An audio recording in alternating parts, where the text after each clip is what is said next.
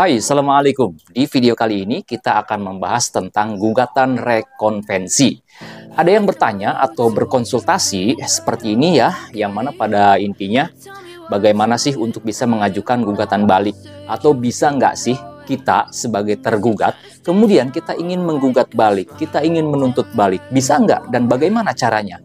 Baik, langsung saja kita bahas.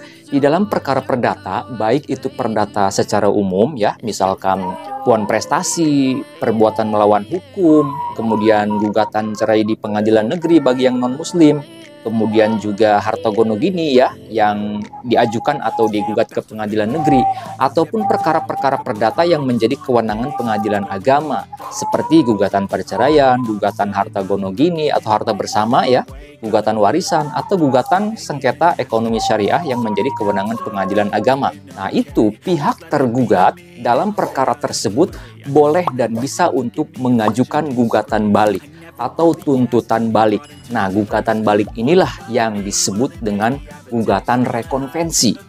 Ingat ya, gugatan rekonvensi atau gugat rekonvensi yang menurut bahasa kita atau berdasarkan bahasa kita bisa dimengerti atau dipahami dengan gugatan balik. Contohnya seperti ini ya. Ini misalkan aja, misalkan Pak Tommy menggugat Pak Dani ke pengadilan negeri dalam sengketa wan prestasi atau gugatan wan prestasi. Nah, Pak Dani sebagai tergugat di dalam perkara wan prestasi tersebut, dia boleh dan bisa mengajukan gugatan balik, tuntutan balik kepada Pak Tommy.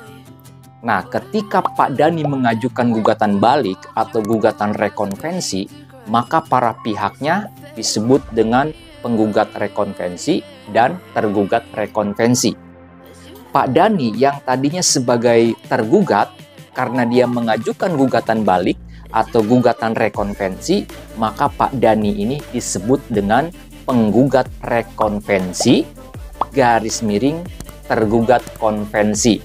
Sedangkan Pak Tommy yang menggugat Pak Dani itu disebutnya dengan tergugat rekonvensi garis miring penggugat konvensi. Itu penulisannya seperti itu ya teman-teman. Nah, sekarang pertanyaannya, kapan sih si tergugat ini bisa mengajukan gugatan balik, bisa mengajukan gugatan rekonvensi? Jawabannya yaitu pada saat mengajukan jawaban atas gugatan penggugat. Jadi, gugatan rekonvensi itu atau gugatan balik itu diajukan bersamaan dengan diajukannya jawaban atas gugatan dari pihak penggugat. Nah, seperti itu ya, ingat. Jadi, gugatan rekonvensi atau gugatan balik diajukannya pada saat tergugat mengajukan jawaban atas gugatan. Ada yang bertanya juga, Bang, saya pengen gugat balik nih. Saya pengen nuntut balik, bisa nggak ya Bang? Saya tanya, prosesnya, tahapannya sekarang sudah sampai mana? Dia jawab, sudah sampai saksi Bang. Maka saya jawab, Anda terlambat. Kenapa terlambat? Ya saya bilang tadi, gugatan rekonvensi itu atau gugatan balik itu diajukan bersamaan pada saat mengajukan jawaban atas gugatan dari penggugat.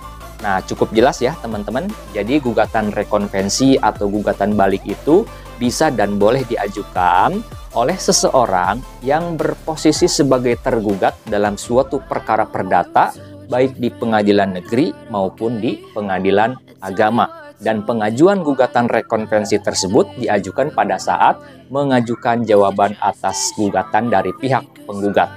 Nah, kemudian ada yang bertanya lagi, Bang, gimana nih cara penyusunan dokumen gugatan rekonvensinya? Penulisannya seperti apa Bang? Nah, ini memang dalam menyusun gugatan rekonvensi itu perlu ketelitian, perlu kecermatan, dan juga tentunya perlu pengetahuan dan pengalaman. Nah, oleh karena itu bagi Anda yang sedang bersengketa, baik sengketa perdata secara umum di pengadilan negeri atau perkara perdata yang diproses di pengadilan agama, kemudian Anda sebagai tergugat dan ingin menuntut balik, ingin gugat balik, tetapi tidak tahu bagaimana proses penyusunan gugatan rekonvensi. Tata letak penulisannya seperti apa, format penulisannya seperti apa, hal-hal yang harus disampaikan itu seperti apa. Nah, oleh karena itu, kalau misalkan Anda ingin mengajukan gugatan rekonvensi, nah itu lebih tepatnya atau sebaiknya Anda menggunakan jasa advokat atau lawyer atau pengacara agar dalam penyusunan jawaban berikut gugatan rekonvensinya bisa tersusun dengan tepat dan juga dengan cermat. Dan yang terbiasa melakukannya ya tentu praktisi hukum, diantaranya adalah advokat ataupun juga pengacara. Itu saja sharing-sharing kita pada kesempatan video kali ini. Apabila video ini ada gunanya, channel ini ada manfaatnya, mohon dukungannya, keikhlasannya untuk subscribe ke channel Pengacara Santuy. Bukan siapa-siapa, hanya lawyer Deso. Sampai jumpa di video-video selanjutnya. Assalamualaikum warahmatullahi wabarakatuh.